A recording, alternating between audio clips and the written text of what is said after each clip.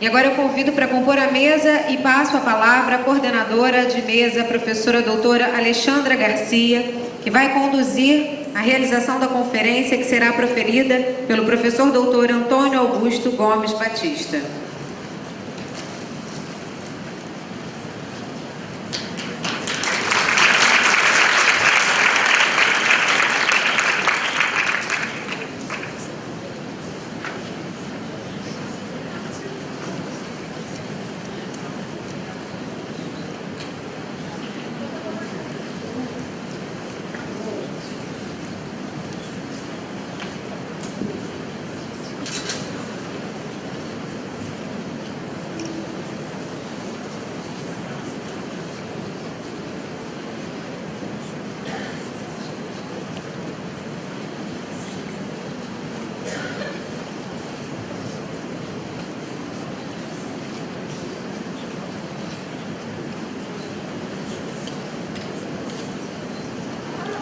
Gente, bom dia.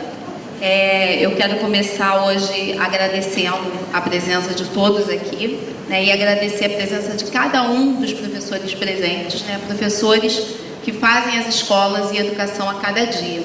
E sempre que eu penso na nossa luta cotidiana, né, por fazer a educação a cada dia, me vem uma frase que eu gosto muito do Boaventura de Souza Santos, né, que ele diz que o reencantamento do mundo pressupõe a inserção criativa da novidade utópica naquilo que nos é mais próximo, né? Naquilo que está conosco a cada dia.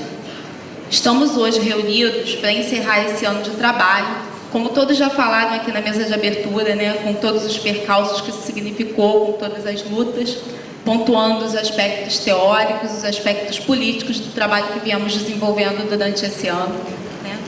E estamos aqui para adensar nossas reflexões, que não começam e nem terminam com pacto. Mas não poderíamos deixar de falar de nossa indignação com os percalços vividos e que continuamos a viver, com o atraso das bolsas ainda em dezembro. Nesse evento, reafirmamos nosso compromisso com as lutas por uma educação pública e de qualidade e exigimos das políticas e dos governos o mesmo compromisso e respeito com esse trabalho, com o nosso trabalho.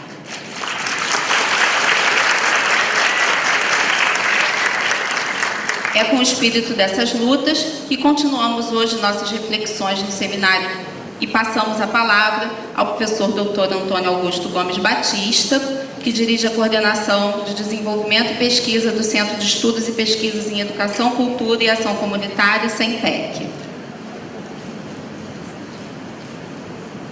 Bom dia, né? Bom dia ainda, né? Bom dia, gente. É um grande...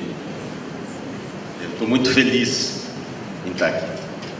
Feliz porque é um momento de celebração, de um término de um processo de formação, que espero que não seja um término, já que é continuado, não é?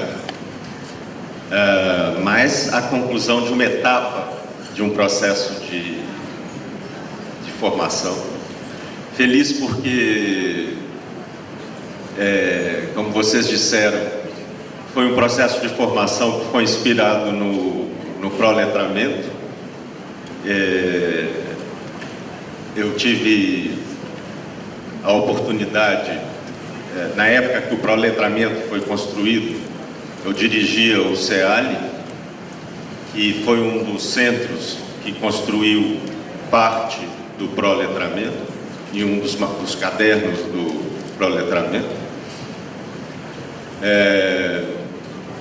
Feliz por estar no Rio. Meus bisavós e meu avô viviam aqui, então eu passei parte de minha infância entre o Rio e Volta Redonda. Meu avô, ele foi uma das pessoas envolvidas na emancipação de Volta Redonda. Então tenho vindo muito ao Rio e hoje eu me peguei pensando, emocionado o tempo todo, emocionado, eu sem entender porquê.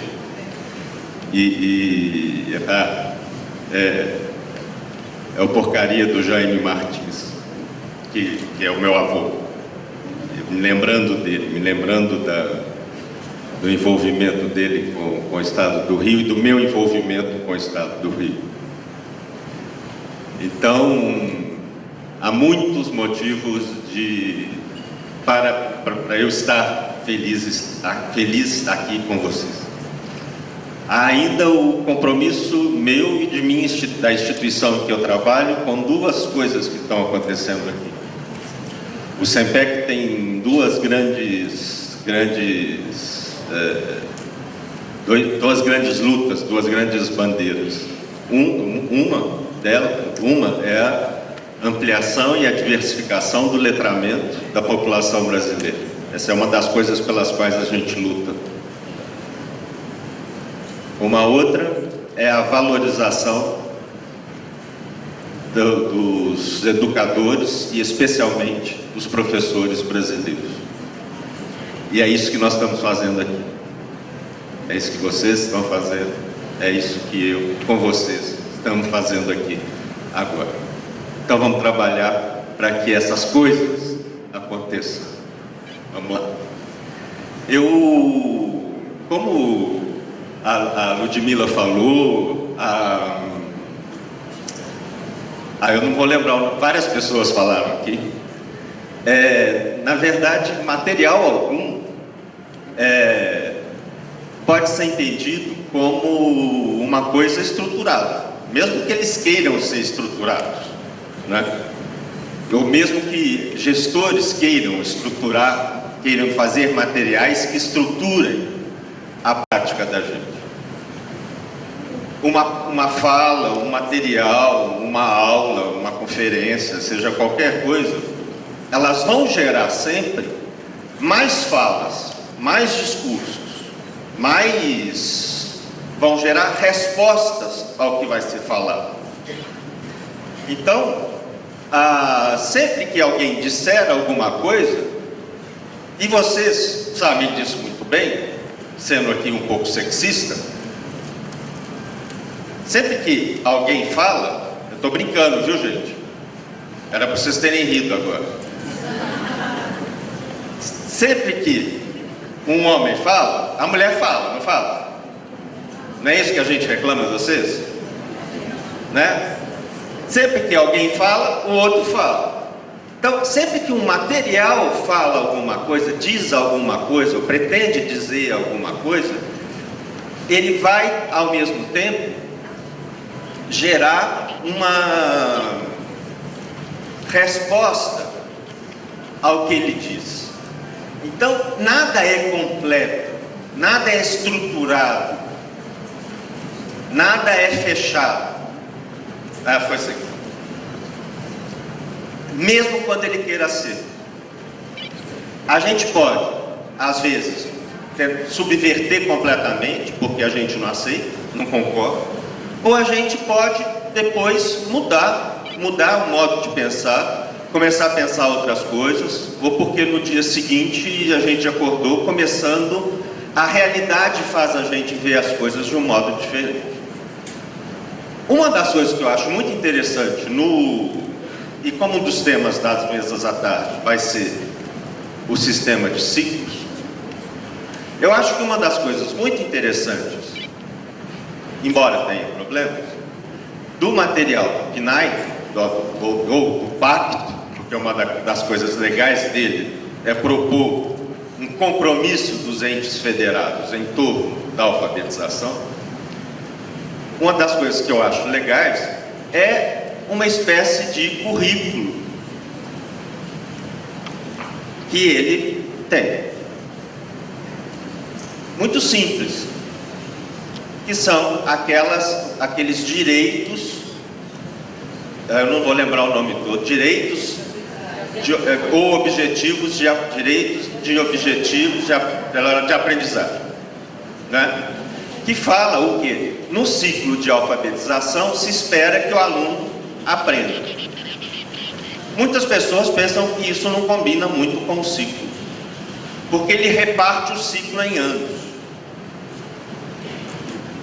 Na minha opinião, se a gente não faz isso, a gente deixa para o final do ciclo, a gente perde a noção ao longo do ciclo. Porque o ciclo é um pedaço de tempo muito grande e as aprendizagens que ocorrem ao longo desse ciclo se dão em pedaços de tempo muito curtos. Existem aprendizados de longo termo e existem aprendizados de curto termo. Voltando a Dona Lourdes aqui, da professora da Fundação José Bonifácio, a alfabetização se deu ali em 2 meses, né? A alfabetização no sentido sobre o qual a gente vai falar mais tarde, mas ela se deu no período de 2 meses. Existem então processos de aprendizado que se dão em curtos períodos de tempo, e a gente precisa então definir isso em currículos, ok? Eu vou tentar explicar isso tudo. Por isso eu dei o título à minha apresentação de Depois da Alfabetização Inicial, o desafio da consolidação e desenvolvimento da alfabetização, em que eu vou defender, dentre outras coisas, que nós precisamos melhorar um pouco aquela descrição das habilidades ou dos direitos de aprendizagem, vou simplificar, né? Direitos de aprendizagem que estão ali no pacto, porque eu acho que a gente pode avançar a partir daí, e que isso não é incompatível com o sistema de ciclos. Pelo contrário, isso é bom para o sistema de ciclos. De meu... Para onde que eu tenho que apontar isso para aqui?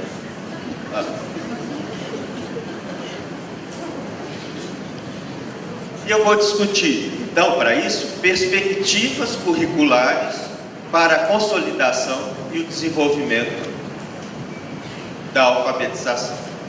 Não para a alfabetização inicial, mas para, depois da alfabetização inicial, para a consolidação da alfabetização. Para isso, então, eu vou organizar minha fala da seguinte forma.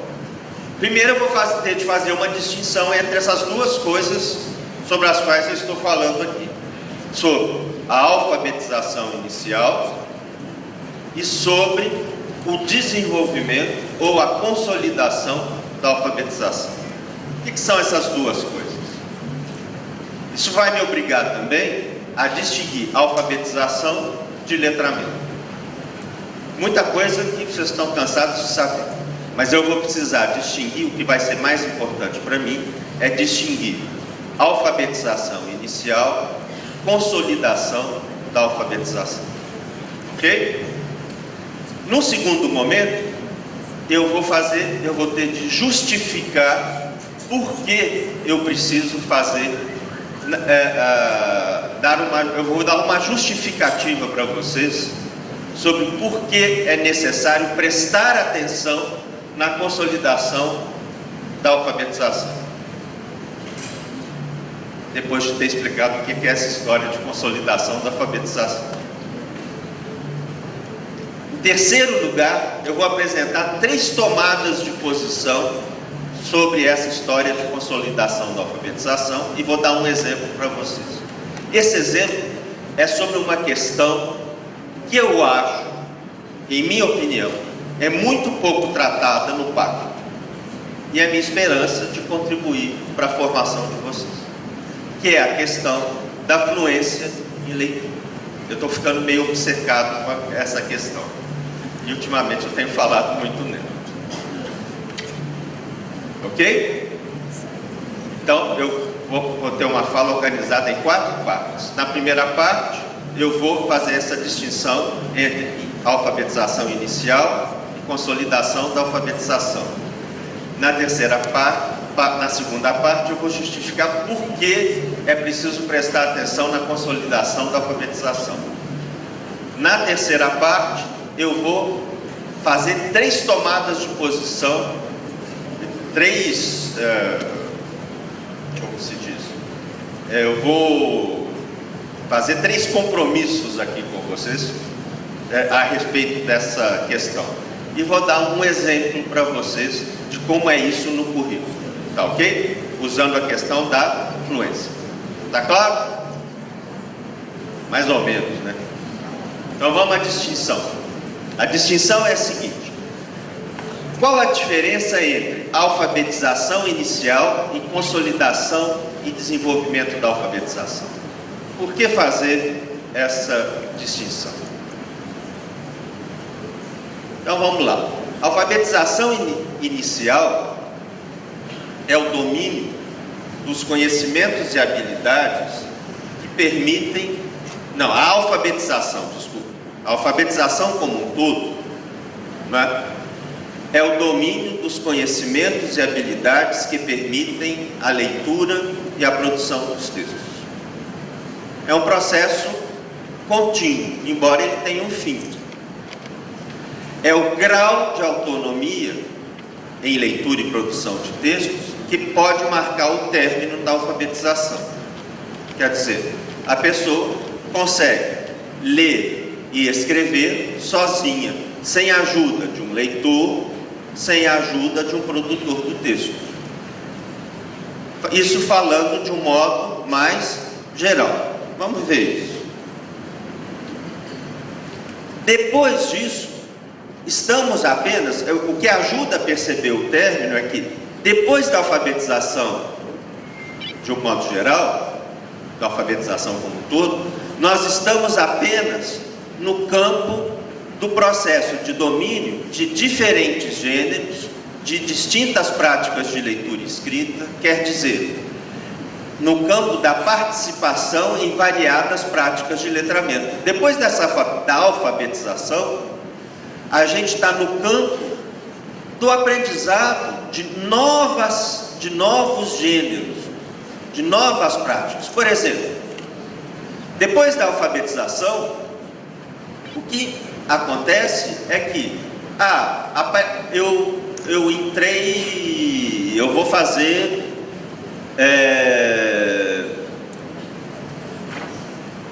uma tese. Eu nunca escrevi uma tese. Eu tenho de aprender esse novo gênero. O gênero, tese. Ou eu começo a ler jornal.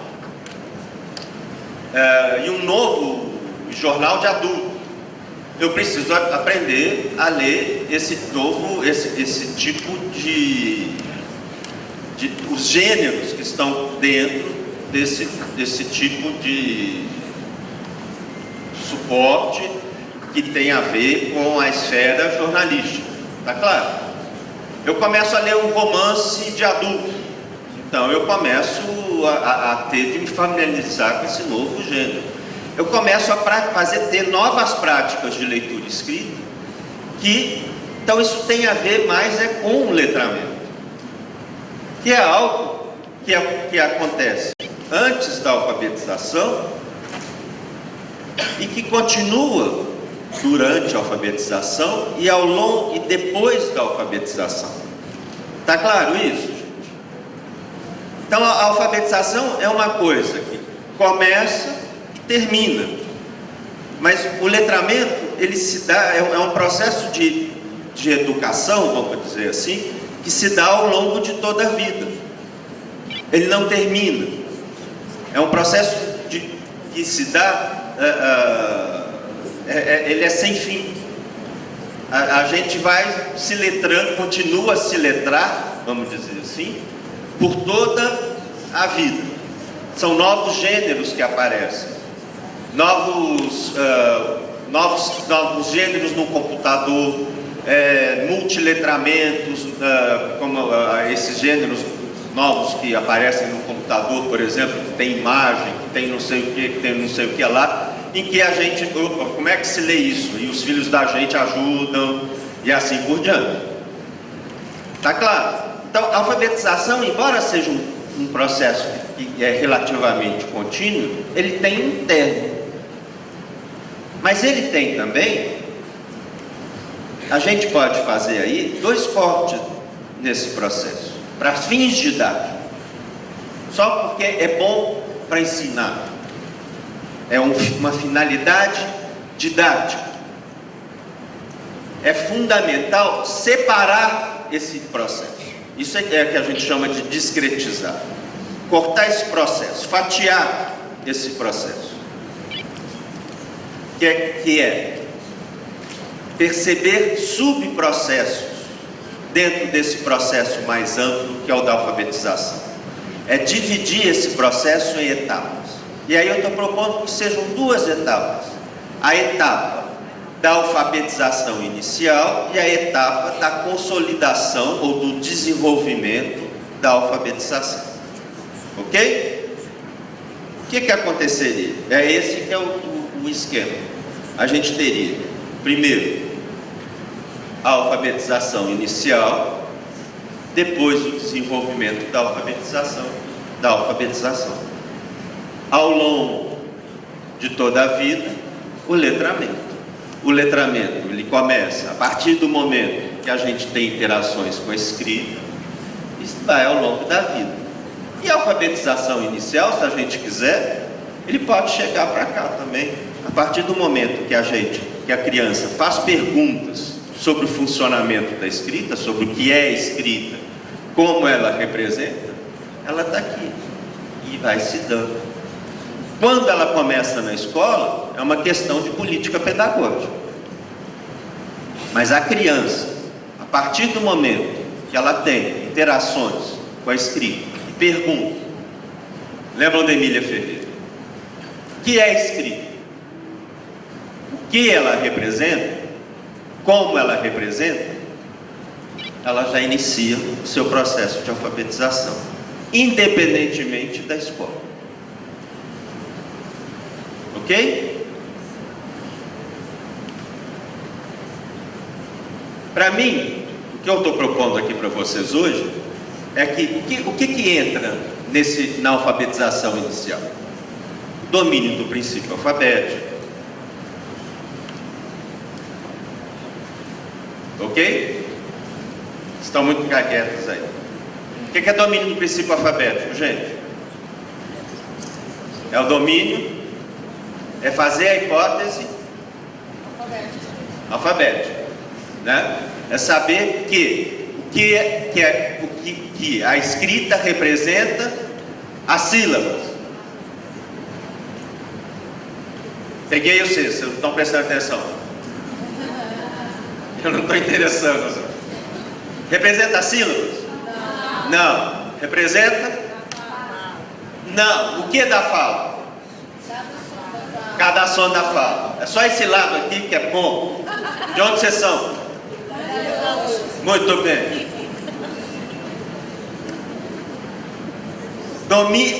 Além disso, o domínio das correspondências grafofonêmicas no sistema de escrita do português. Quer dizer, o que é o domínio das correspondências grafofonêmicas? Turma de onde? De verde. De onde vocês são? De verde. Seropédica, onde tem lá o pessoal todo da agronomia. Vamos lá. O que é isso? Domínio das correspondências grafofonêmicas. É saber que a letra A representa A, que a letra D representa o fonema D, e assim por diante. Desenvolvimento da habilidade de decodificar palavras novas. Apareceu uma palavra nova, ele consegue decodificar, quer dizer, ele não sabe ler só aquelas palavras de cor. Então isso mostra que ele domina o sistema de escrita. E o desenvolvimento de grafar palavras novas, ok? Então é isso que eu estou chamando de alfabetização inicial. O que eu estou chamando de consolidação e desenvolvimento da alfabetização? O domínio mais amplo e sistemático das relações grafofonêmicas, sobretudo das habilidades de ler e grafar irregularidades ortográficas e estruturas silábicas não canônicas. Gostaram?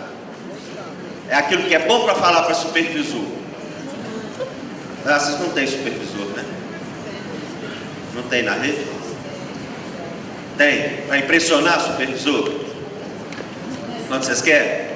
Não, esse aluno não domina as estruturas silábicas não canônicas. O que isso quer dizer? Uma estrutura não canônica. Qual que é a estrutura canônica do português? Uma palavra, uma palavrinha.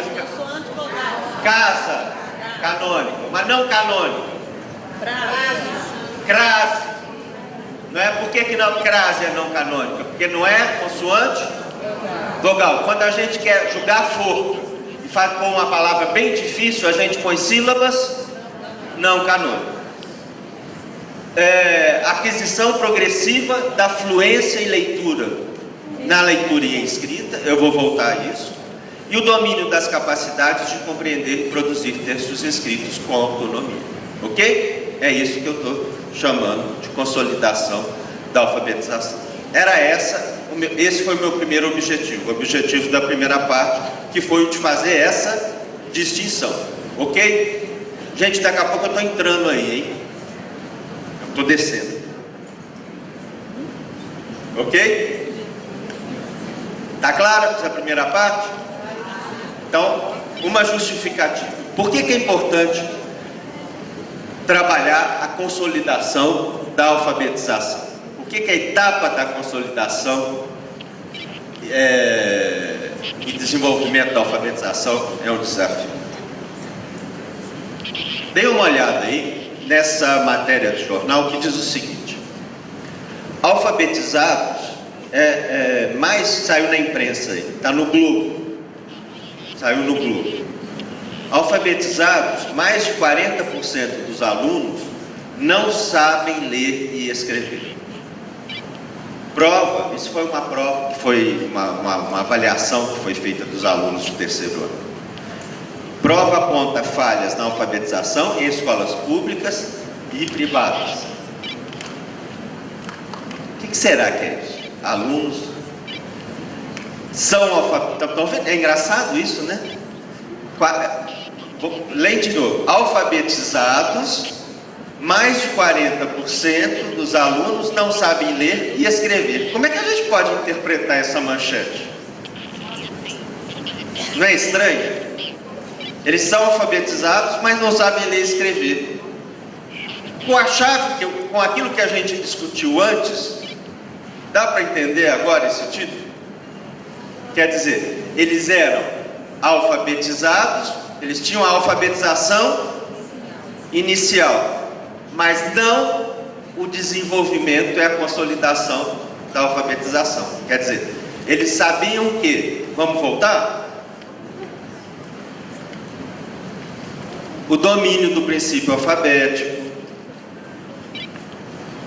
as correspondências grafofonêmicas, decodificavam palavras novas, a habilidade de grafar palavras novas.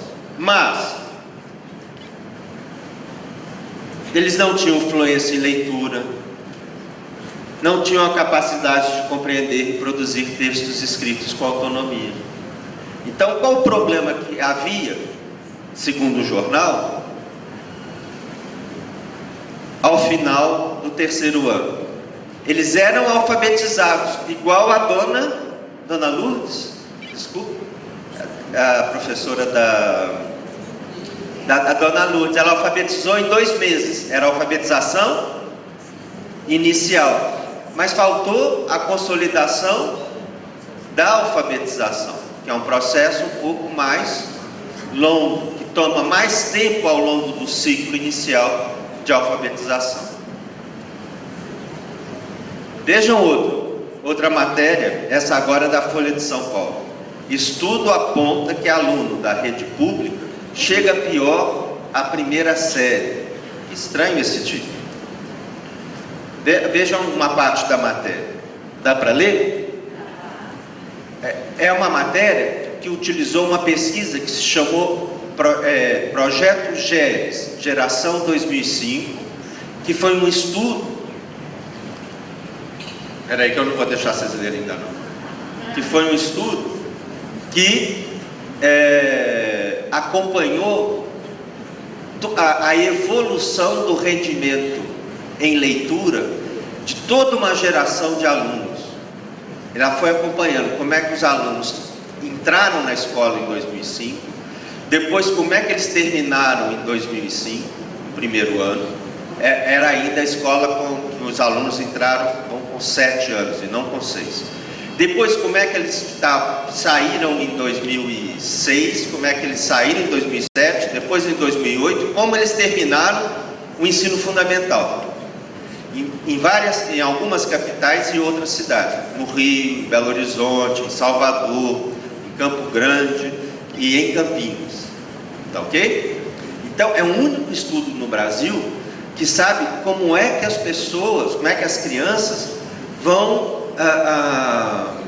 desenvolvendo a sua aprendizagem em leitura e em matemática, e em escolas públicas, estaduais e municipais, em escolas privadas e naquelas escolas que a gente chama de especiais, que são as escolas ligadas às universidades, ok? Então, ela pode traçar um painel das desigualdades no país e ver como é que vai se dando o aprendizado e quais as escolas que de fato fazem diferença. Então, uma professora da PUC está comentando aí o seguinte: outra conclusão é que, diferentemente do que os pesquisadores supunham, os maus resultados da 4ª série, lembra que todo ano aí fala lá, quando vinha o SAEB, a Prova Brasil, falava, os alunos estão péssimos em leitura, lembra? Não é isso? Não é sempre essa história? Então o que eles dizem? Outra conclusão é que, diferente do que os pesquisadores supunham, os maus resultados na 4ª série, nas provas, na Prova Brasil, não são gerados por falhas no primeiro ano de alfabetização. Quer dizer, não são problemas de alfabetização inicial. Ao final da primeira série, os estudantes avaliados até conseguiam adquirir habilidades de leitura que, para os autores do GERES, eram adequados para os 7 anos. Opa, não há... Se há problemas de alfabetização, eles não são, de alfabetização inicial, eles não são tão graves. Aí tem uma fala da Fátima Alves, que é uma professora da PUC do Rio. O problema não estava nessa fase inicial. Nossa hipótese é que esteja na consolidação.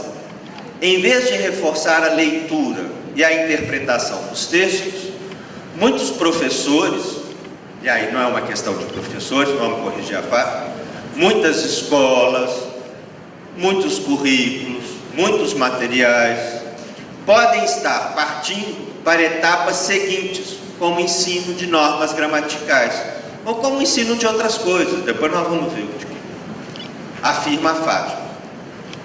Cláudia Agostinho, eles usaram a Cláudia como fonte. A secretária municipal de Educação do Rio concorda que é uma abordagem precoce da gramática nos primeiros anos. É como se a pessoa estivesse aprendendo a dirigir e o instrutor já passasse a explicar como funciona o motor. Eu gostei dessa frase dela. Vocês podem não gostar dela, mas a frase é boa. Eu tô com o vídeo manual que eu coloquei.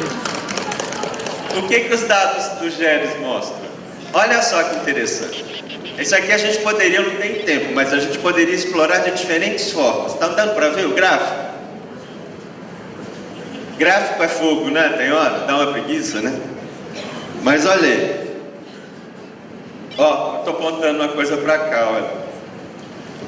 Mas dê uma olhada nesse gráfico do GERES.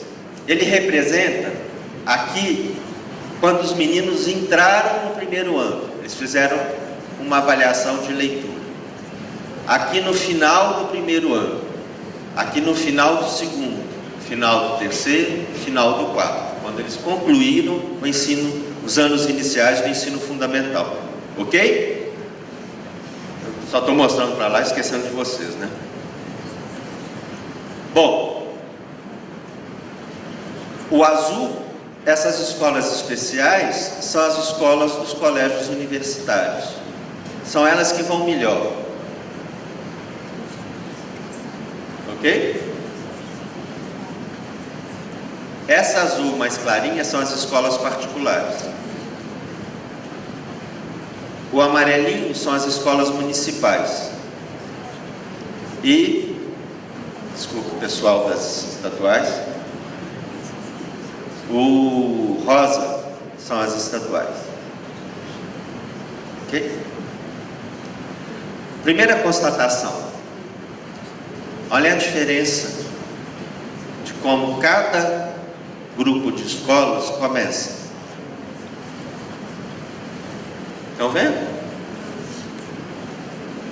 Aqui mostra esses pontos aqui, ó, mostra como eles começam em termos do que eles sabem em matéria de leitura. Quem começa sabendo mais? Quem entra na escola sabendo mais? Tem alguma diferença? Tem uma diferença enorme. Tem uma diferença gritante, que é sinal de uma desigualdade gritante. Olha como é que os alunos da escola, os alunos das escolas públicas entram sabendo 100.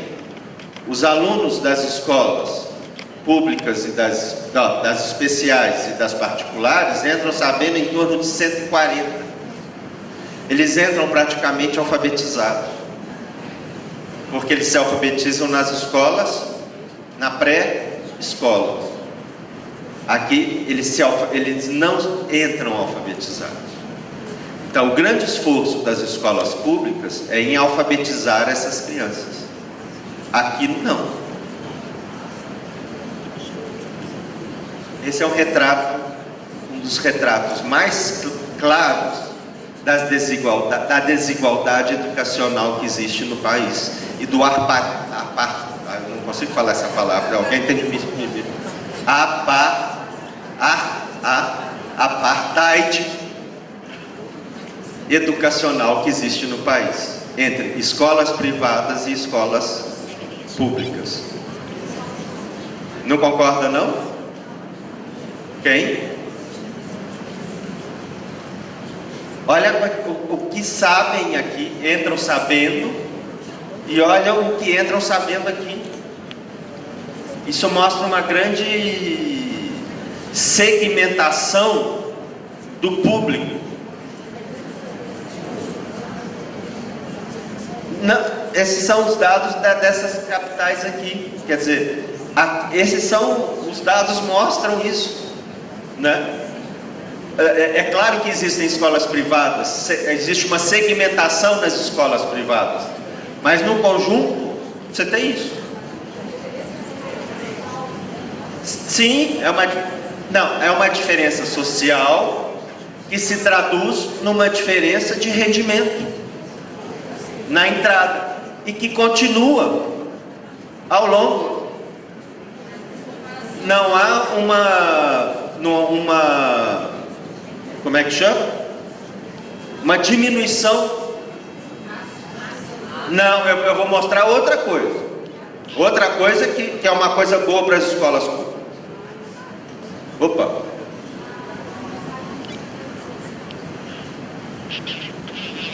Não há. Opa! Estou indo para o lugar errado. Não há uma diferença. Opa! Não há uma relativa. Eu estou perdendo o lugar. Há uma relativa diminuição aqui entre a entrada e a saída. Mas ela não é expressiva. Vocês vão te convidar. O que é legal para a escola pública é outra coisa. Olha só. Olha aqui. E aqui, o esforço que é feito está aqui. Olha a diferença aqui. Não? Estão vendo a diferença? A evolução desses meninos nas escolas públicas é muito maior do que na escola privada. É como se quem faz mais diferença é a escola pública, não a escola privada. Isso está claro? Aqui, ó, vamos contar. 1, 2, 3, um pouco mais de 3 linhas sobem. Cada linha tem 20 pontos, não tem? Então, 20 vezes 3, 60. Ok? Na escola privada aqui, ó, dá 1, 2, 40. Apenas 40. Então, o esforço, quer dizer, o valor agregado é bom como expressão, quer dizer, o valor que a escola pública agrega é muito maior do que a escola privada. Então, falar que as escolas particulares são muito melhores é uma grande falácia nesse aspecto. Ela agrega muito menos do que a escola pública. Mas continuo a insistir no outro ponto que é muito importante. É que a desigualdade, isso não é suficiente para reduzir a desigualdade que está na entrada. A escola pública teria de agregar ainda muito mais para que os alunos saíssem sabendo o mesmo. Está claro? Olha como isso é injusto. Está claro? A injustiça social que se transforma em injustiça escolar aqui. Isso é que é terrível. Há um outro ponto importante aqui. É que, a partir daqui, o ritmo de aprendizagem, a partir do final do segundo ano da alfabetização, o ritmo de aprendizagem decresce, diminui. Olha como vem subindo, e a partir daqui, ele não continua, ele teria de fazer isso, para reduzir a desigualdade. Então, depois da alfabetização, desse puxão que ocorre com a alfabetização, o ritmo vai fazendo assim, ó. Estão vendo essa diminuição? Que ocorre também, às vezes, nas públicas, olha. Ou na coisa. Aqui vai assim, depois aumenta, depois decresce. Aqui vai no estirão, depois decresce. Estão vendo que há um decréscimo no ritmo de aprendizagem? Esse decréscimo no ritmo de aprendizagem, as crianças começam a aprender menos. Está claro? Isso ocorre justamente na etapa de consolidação da alfabetização. Está claro? Então, onde a gente pode ganhar na escola pública em qualidade na alfabetização? Justamente na consolidação da alfabetização. Está claro? Ok? Certo?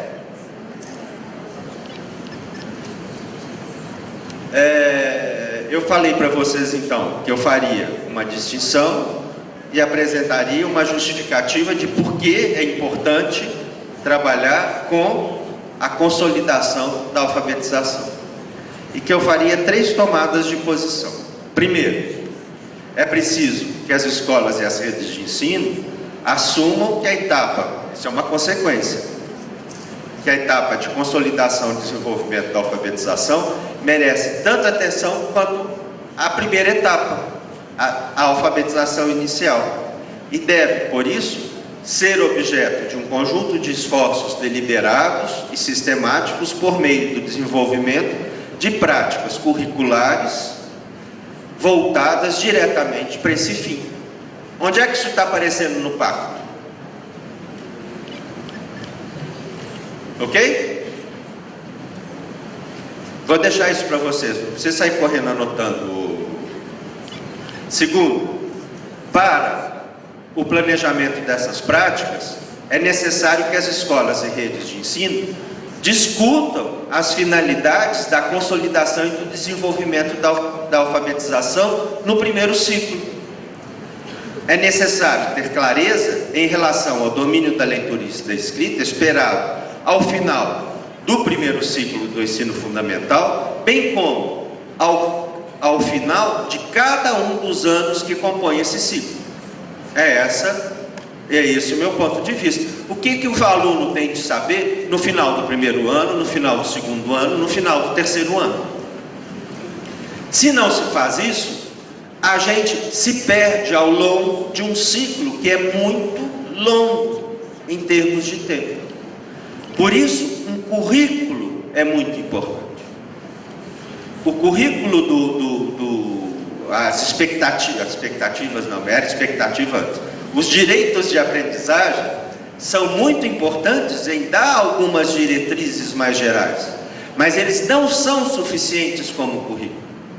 Eles são uma base, mas uma escola, uma rede de ensino precisa de muito mais que isso, porque senão a gente se perde ao longo do ano. Se a gente não tem onde a gente vai chegar ao final do ano, onde a gente espera chegar para assegurar esse direito, a gente se perde. E a gente não consegue recuperar os alunos que não estão chegando onde a gente sabe que deveriam chegar. Outro dia eu ri de um chileno, aqui mesmo no Rio, num seminário, comentando que ele nunca viu em nenhum país pais tão preocupados com reprovação como aqui. Ao final de ciclo, ao final de ano, etc. Que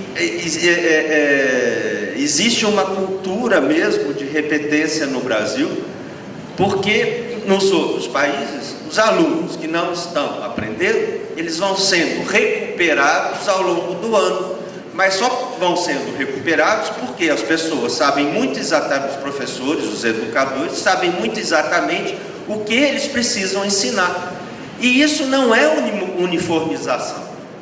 O que é preciso? Isso é um pacto, um compromisso que as redes de ensino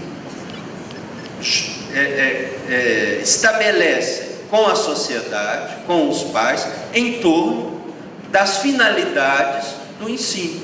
Em torno, não é uma coisa que um professor sozinho possa decidir, ou que uma escola sozinha possa decidir. Ela precisa acordar isso, fazer um acordo em relação a isso com a sociedade, com um grupo com os pais, com a comunidade. Isso precisa ser definido coletivamente. Onde é que nós vamos chegar ao final do primeiro ano, do segundo, do terceiro? Porque só assim eu posso recuperar, evidentemente, com condições, eu posso recuperar os alunos que não estão aprendendo. Qual que é a minha posição ao final do primeiro ciclo? A minha, caído de boi de piranha, que é que as finalidades do primeiro ciclo em matéria de consolidação, de alfabetização consolidada já, é de que os alunos no primeiro ciclo devem assegurar que os alunos sejam capazes de utilizar a leitura e a escrita para prosseguir o seu aprendizado na escola, especialmente isso, conseguindo com autonomia e independência compreender e produzir textos escritos utilizados para as aprendizagens escolares. Quer dizer, ele precisa ter uma autonomia necessária para continuar aprendendo na escola. Existem outras finalidades que a gente pode acrescentar, mas a essencial, a inegociável, é que ele tenha uma autonomia leitora e uma autonomia produtora de texto que faça com que ele possa seguir aprendendo. Isso é inegociável. Sem isso, se ele não está chegando nisso, a gente precisa fazer com que ele chegue. Isso é o básico. Eu acho que isso é o essencial do terceiro ciclo. E a terceira é que, discutidas e definidas as expectativas mais gerais, é preciso ou os objetivos mais gerais, é preciso que o planejamento curricular se volte para aqueles conhecimentos e habilidades que os estudos sobre a língua e seu ensino-aprendizado vêm mostrando ser uma condição necessária para isso. Eu tinha prometido fazer as 3 posições e eu vou mostrar essas 3 tomadas de posição e mostrar um exemplo que eu vou fazer rapidinho, porque eu estou passando todo o meu tempo, eu já estou aflito. Vamos lá. Estão passando tempo, não?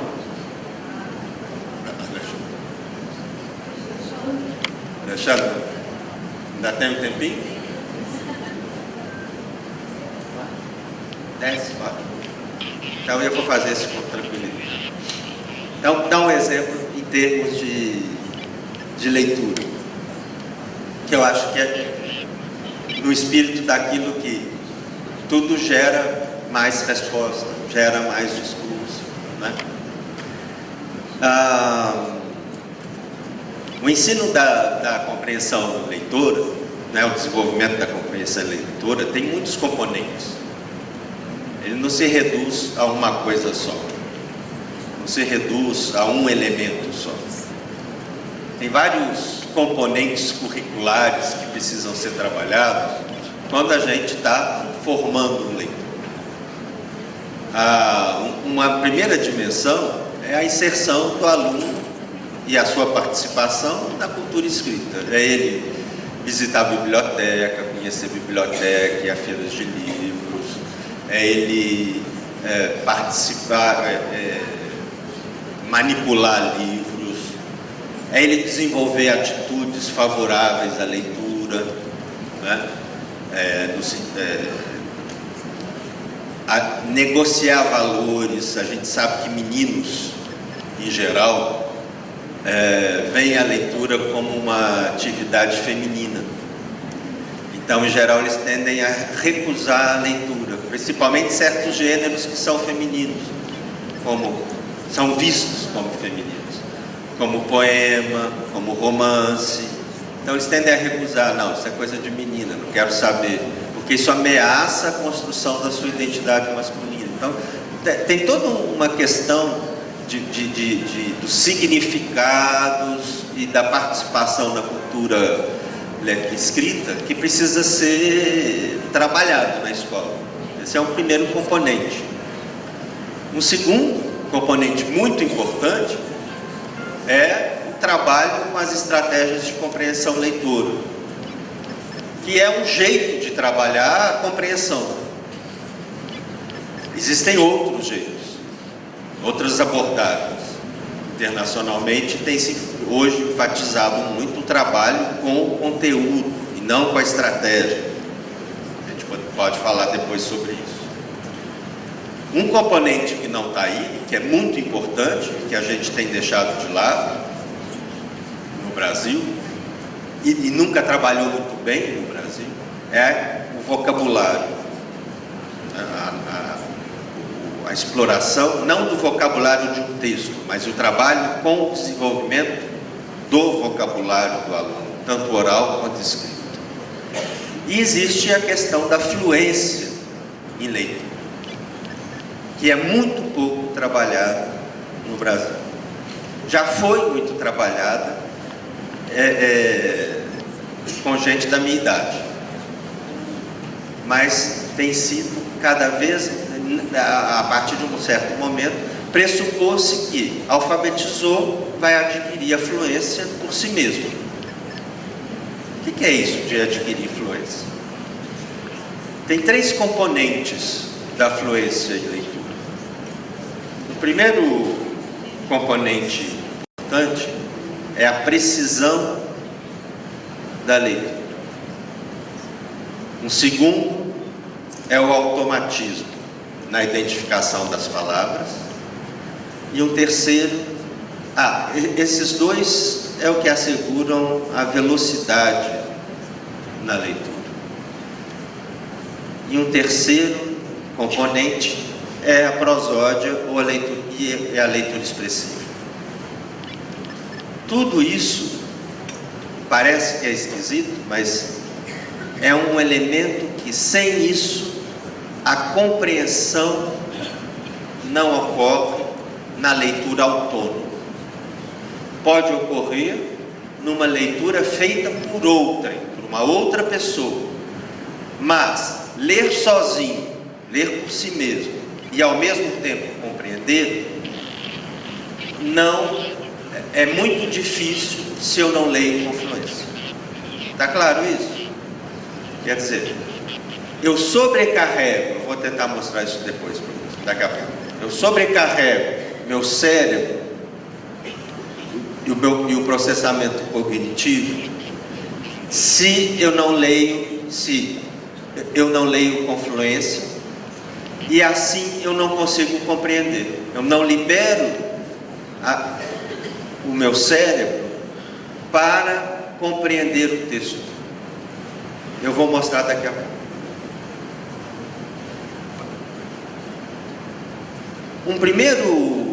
Vou dar um exemplo para vocês. Para que eu leia com certo automatismo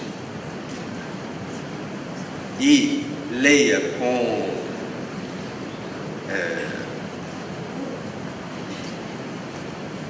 agora eu esqueci. Leia com precisão. É necessário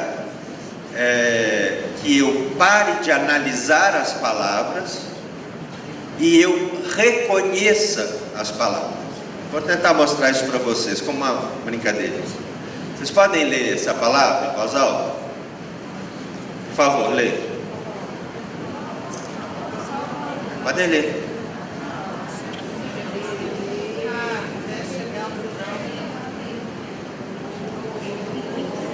Vai, voltou todo mundo para a escola, né?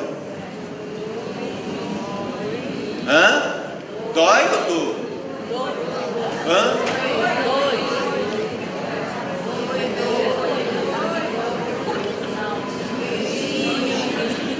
Qual palavra está escrita? Vocês estão adivinhando muito antes da hora. Para de adivinhar, menino. Está me escutando? Oi?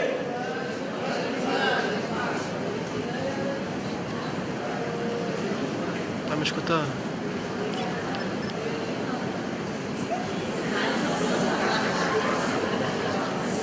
Qual palavra?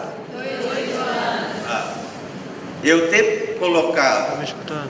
essas letras devagarzinho obrigou vocês a lerem letra por letra, como leem certas crianças, Escutando agora? analisando a palavra.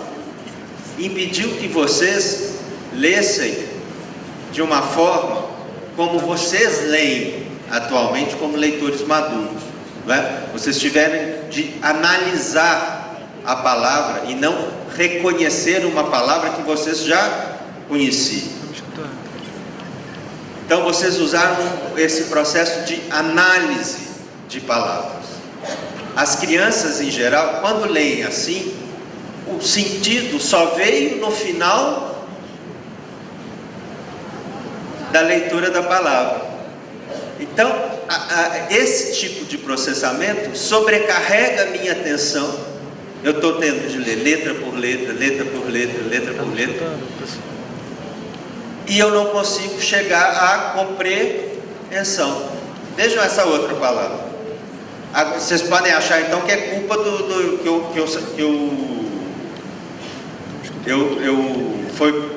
foi o meu jeito de apresentar, né? Então leiam agora. A voz alta. Hã? Itapipocalica. Também leram do mesmo jeito, né? Um pouco mais rápido, mas do mesmo jeito. O que é isso? Eu também não sei não, porque eu inventei essa palavra. E agora? Hã?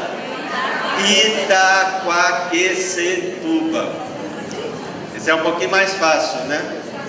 E agora? Ah, esse foi fácil, né? Mangaratiba, Maracangalha. É só o tamanho de palavra? Que tamanho influi, não influi? Mas tem a ver também com o quê? Com a familiaridade que você já tem com a palavra. Tem a ver com o fato de vocês já terem incorporado essa palavra numa espécie de léxico mental, de dicionário mental, que faz com que vocês identifiquem a palavra, reconhecendo a palavra, quer dizer, reconhecer, reconhecer, ver de novo uma palavra que vocês já conhecem, ou ler uma palavra que vocês não conheciam ainda. Quando é uma palavra que a gente não conhece, a gente lê como se fosse palavra de russo, de romance russo, não é? Que a gente fica assim, Islavis, Ivanovskaya, não é assim? Que a gente nem guarda o nome direito. É uma palavra nova. Quando é palavra nova, a gente lê desse jeito. Quando é palavra velha, palavra que a gente já conhece, a gente só reconhece. Então, a gente precisa, no nível da palavra, a gente precisa fazer com que os alunos desenvolvam a precisão na leitura e desenvolvam também esse automatismo que vem do reconhecimento das palavras. É preciso que ele amplie o seu léxico, o seu dicionário de palavras conhecidas. Tá claro? Esse outro jeito de ler, que é reconhecer e não ler uma palavra nova. Caraca, não está mudando. Prosódia, o que é isso? É uma leitura de grupos de palavras e unidades sintáticas, e não de palavra por palavra. Uma leitura que tem ritmo, que tem entonação e que tem expressividade. Vou dar um exemplo para vocês. Nos Estados Unidos, os professores trabalham com uma escala para ver em que nível que o aluno está. Então, por exemplo, o nível 1, que é o nível mais básico, o aluno lê principalmente palavra por palavra. Ocasionalmente, a leitura de grupos de 2 ou 3 palavras pode acontecer, mas ela é infrequente e ou nela o sentido não é preservado. Então o aluno lê assim, lê principalmente palavra, tá claro? E aí o sentido se perde. Não chega no final, o que você entendeu? Tá claro? O nível mais avançado é o nível 4, para os alunos nesse ciclo. Lê primordialmente por meio de mais ampliados grupos de frases com sentido. Então ele lê a frase. Embora algumas regressões, repetições e desvios do texto possam estar presentes, eles não aparecem desvirtuar a estrutura do texto. Então a estrutura do texto está preservada, o sentido está preservado. A preservação da sintaxe do autor é consistente. A maior parte do texto, ou parte dele, é lida com interpretação expressiva. Vamos ver uma criança lendo? Você passa para mim?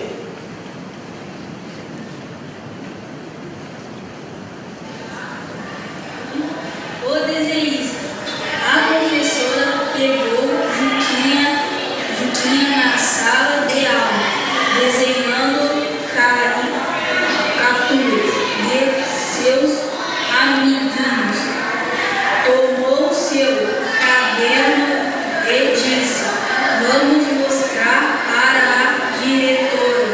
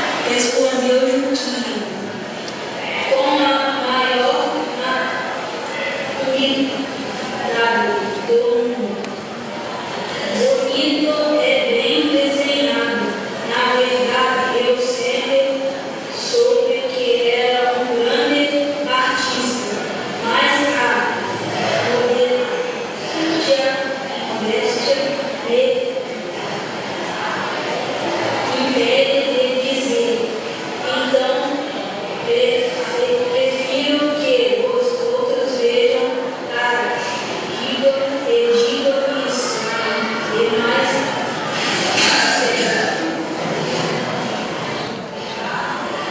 Entenderam o texto? Entenderam o texto de Juquinha? Sobre o que o texto fala? Não entenderam?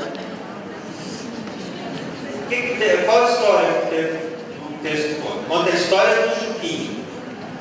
O Juquinha era um menino que vivia fazendo caricaturas. A professora pegou o Juquinha fazendo uma caricatura dos colegas em sala de aula. E aí o que a professora fez?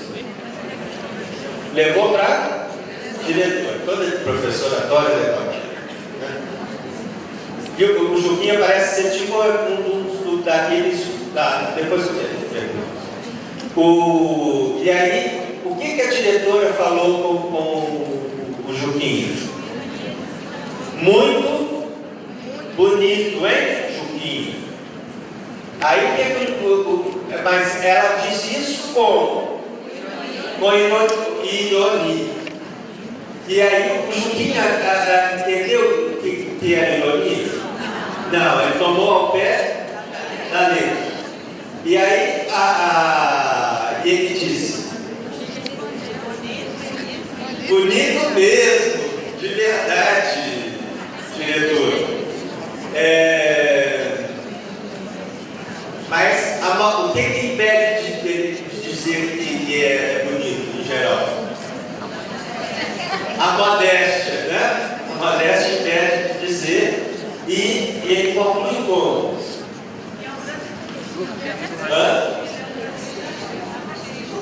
Ele é um grande artista. O Juquinha, então, é tipo aqueles meninos, desses alunos, tipo qual personagem que, em geral, poderia representar o Juquinha nessas histórias. Ele é tipo o Joãozinho das piadas, né? Ele não toma a ironia, toma aquilo como verdade e pronto. Então é um texto que lida com um certo humor, né? E é um texto que não é muito fácil, não é isso? Essa criança, ela está numa turma de aceleração de aprendizagem. Isso já foi em 2011, e segundo os professores, ele não está alfabetizado. Tem problemas de alfabetização. Olha que difícil falar isso. Problemas de alfabetização. Por isso é que é importante olha como é que eu estou dizendo, insistindo, batendo nessa tecla, e descrevendo o processo, né? Dizendo, tem no currículo, se a gente tivesse um currículo, tem isso, tem aquilo, outro. Então, o professor pode descrever melhor qual o problema. Será que é de influência? Pois não compreende o que ele está no sexto ano. Tá ok? No sexto ano. Vocês acham que ele tem problema de influência? Tem algum, mas vocês conseguiram recuperar a história. Então, o problema de influência é relativo. Ele está aparecendo, ele não é no nível 4 nem no nível 1. Ele deve estar entre o nível 2 e o nível 3, nessa escala que os americanos fizeram, porque ele não preserva certas unidades de sentido. É como se ele lesse, às vezes, o que a gente coloca, separa vírgula, põe vírgula entre o sujeito e o predicado? Entre sujeito e verbo, fazendo sempre assim. Você sabe que a gente sempre faz assim, né? A gente fala assim: a casa velha queimou ontem à tarde, e aí bota uma vírgula. Onde que a gente põe a vírgula? A casa velha, vírgula, queimou ontem à tarde. Está errado. Mas por que a gente põe essa vírgula? Porque a gente, na leitura, pega uma unidade de sentido que é a casa velha.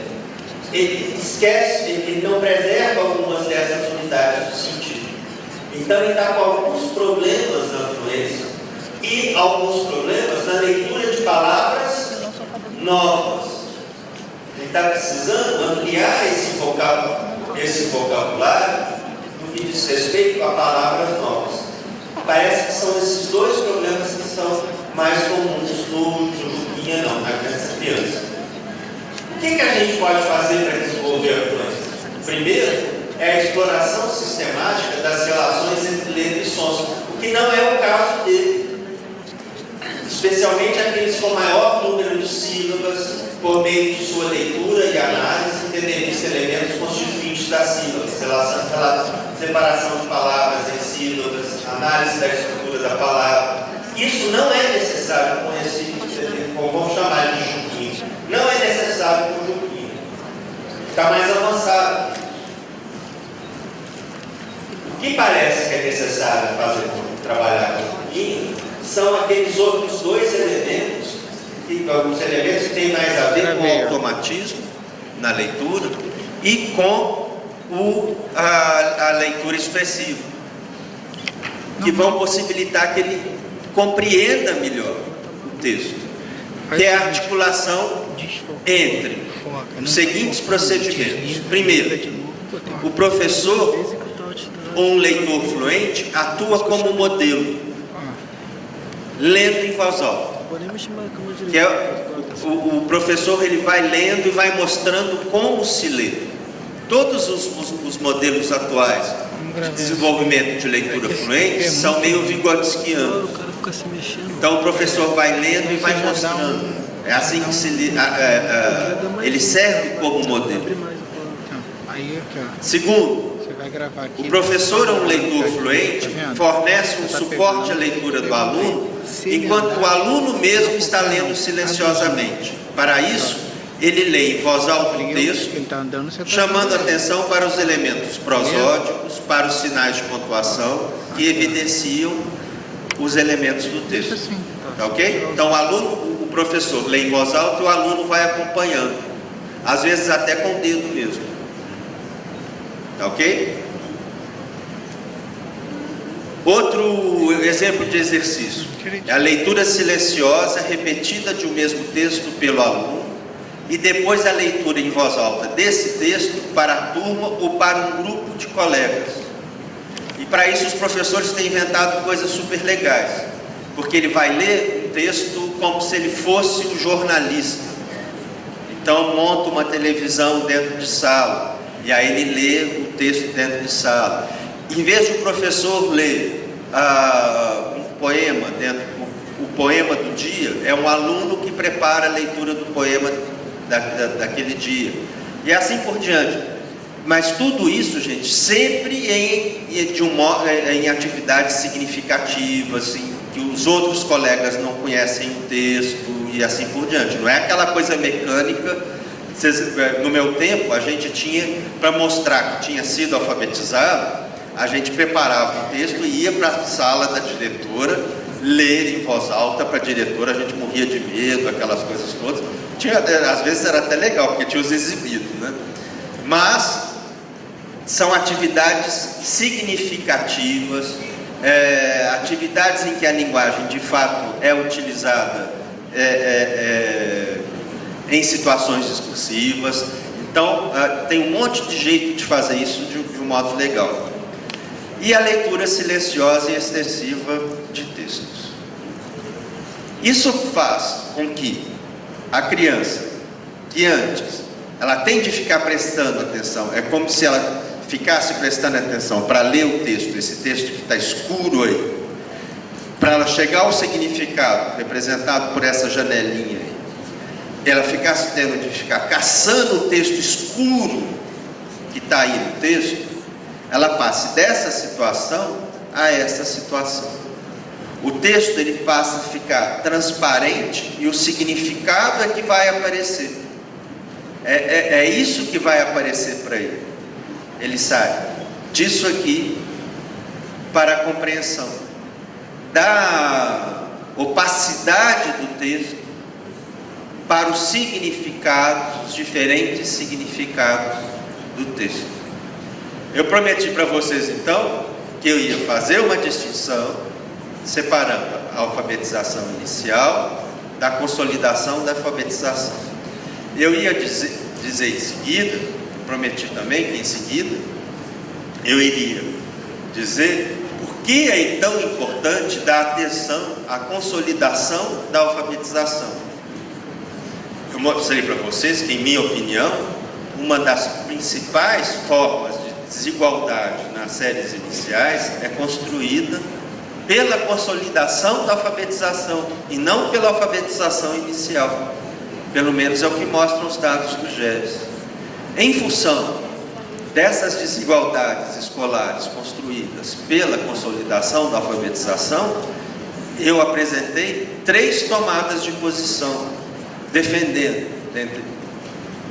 dentre essas 3, nessas 3 tomadas, que um currículo para o ciclo de alfabetização é extremamente necessário, porque eles nos permitem, dentre outras coisas, fazer com que todos possam aprender ao longo desse processo, permitindo formas de acompanhamento dos alunos.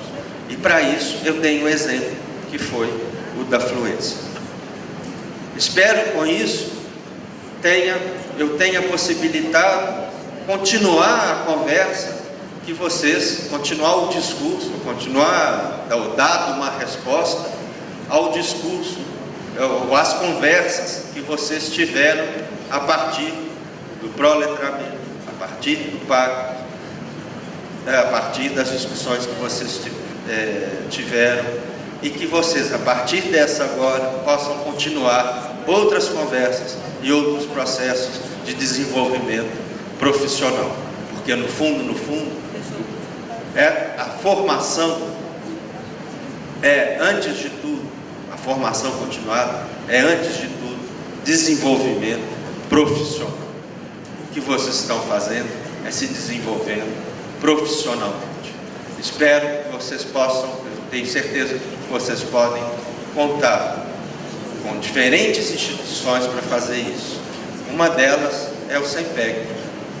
Depois vocês dão uma olhada lá na plataforma do letramento, que é uma plataforma que a gente criou, que é só para em que as pessoas têm cursos, essas coisas, mas tem também modos de fazer percursos formativos autônomos, quando vocês quiserem, do jeito que vocês quiserem. Eu queria mostrar aqui, mas a internet hoje está caidaça. Agora eu também estou caidaço. Espero que vocês não tenham ficado tanto. Parabéns pelo término do processo. Estou muito feliz de poder participar da conclusão dele. Muito obrigado.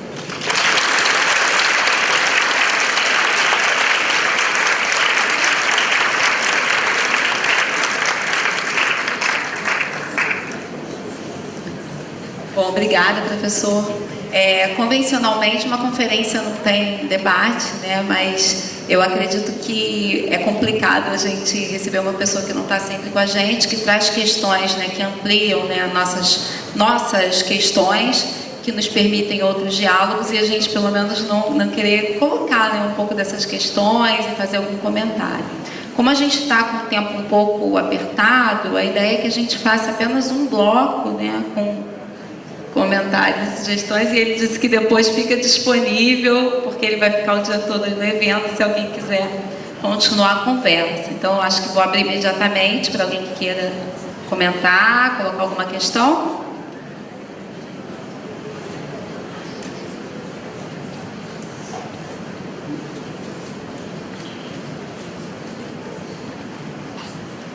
Bom, enquanto isso, eu vou pensando aqui, né, eu acho que foi muito interessante o encaminhamento, né, da sua fala com relação ao modo de pensar o currículo, né, porque aponta para alguma coisa que pesquisadores em currículo vêm trazendo sobre como a gente pensa o currículo e o que a gente pode fazer a partir do modo como a gente pensa esse currículo, né?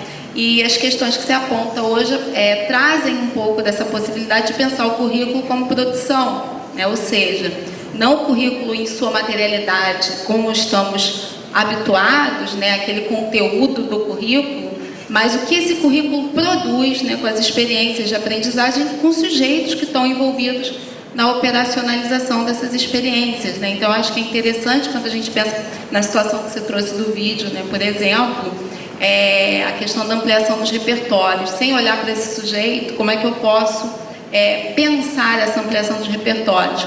Por outro lado, eu me pergunto, se aquela leitura tivesse formulada com repertórios que ele reconhece, se a avaliação sobre a fluência ela se manteria da mesma forma, né? Então, eu acho que isso desloca um pouco a nossa forma de pensar currículo, né? Se você puder comentar.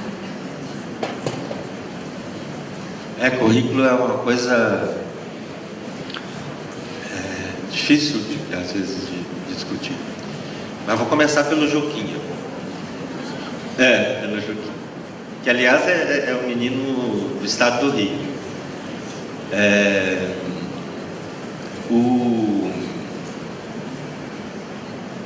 Eu acho que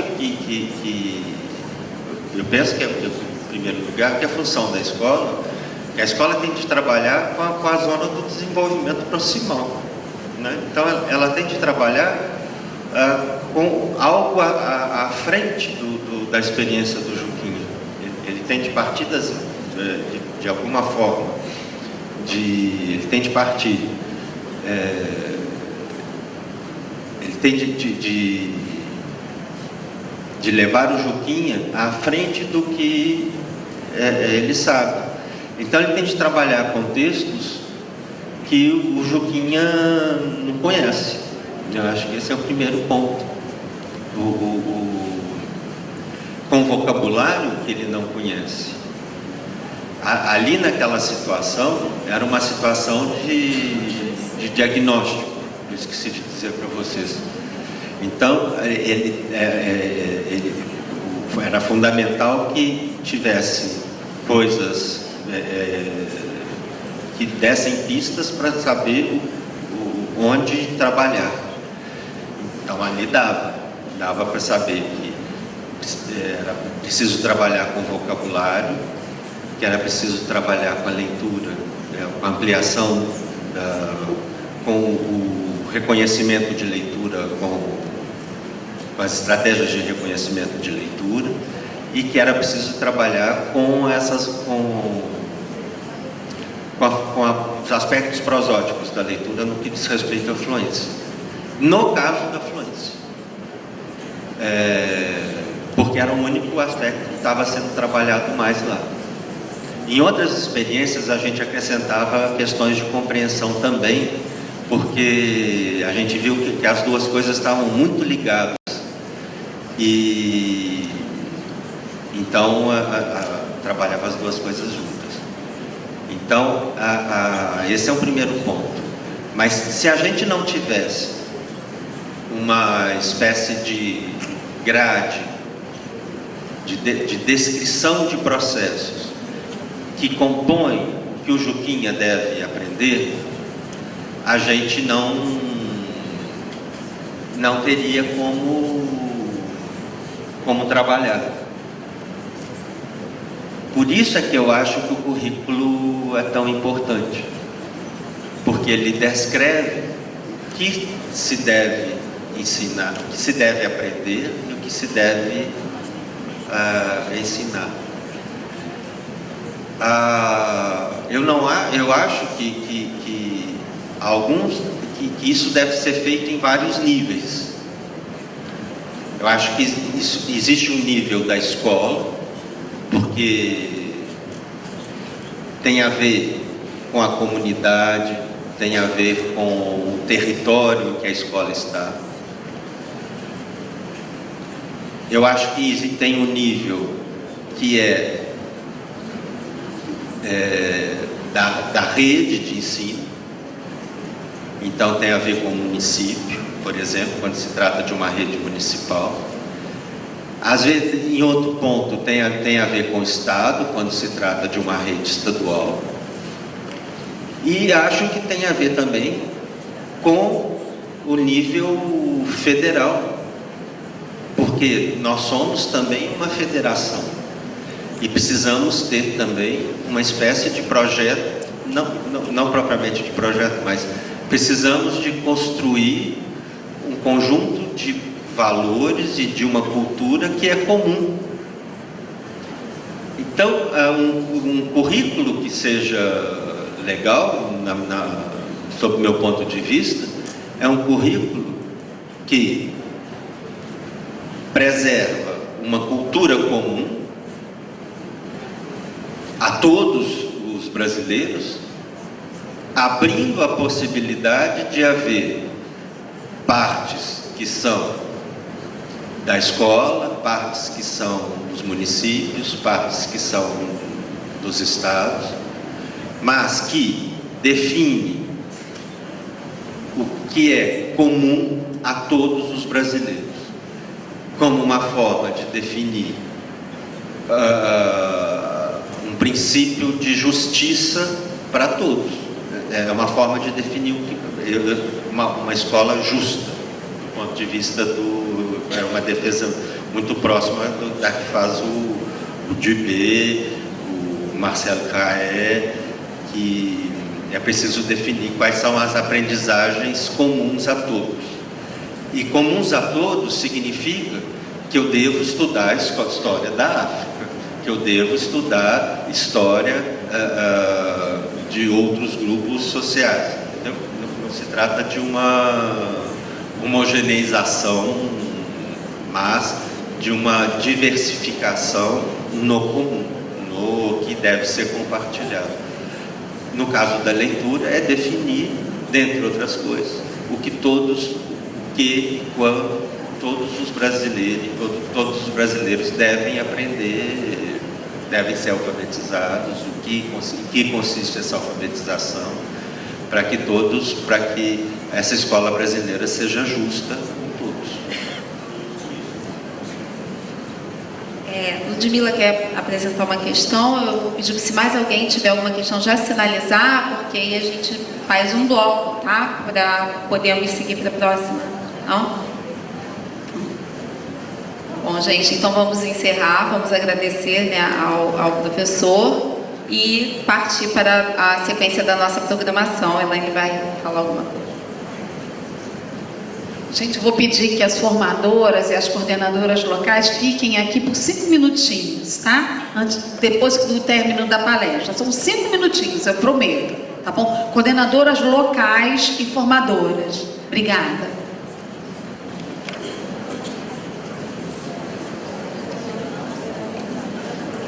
Bom, gostaria de agradecer ao professor Antônio Augusto Batista, tem Gomes no meio, né? Eu sempre esqueço. A palestra foi muito interessante, trouxe mais debates para nós. Dizer que foi um prazer, né, recebê-lo, muito solícito. Agradecer à professora, né, Ludmila, que fez uma excelente indicação. A professora Ludmila também não quer se colocar aqui, professora? Ela não quer, ela acha que vocês querem ir logo almoçar. Acho que eu concordo também com a Ludmila. E comunicar a todos que nós vamos retornar às atividades às 14 horas. Agora nós temos o aviso da nossa cerimonialista ali, por favor. Isso. É para avisar que a partir de agora a nossa programação vai ser paralisada para que vocês possam almoçar e acompanhar a exposição do banner que está na sala aqui à frente. E o almoço já está servido no foyer. As atividades retornam às 14 horas e peço para que vocês fiquem atentos ao horário e, caso tenha alguma dúvida, procure as recepcionistas que estarão no salão. Vai.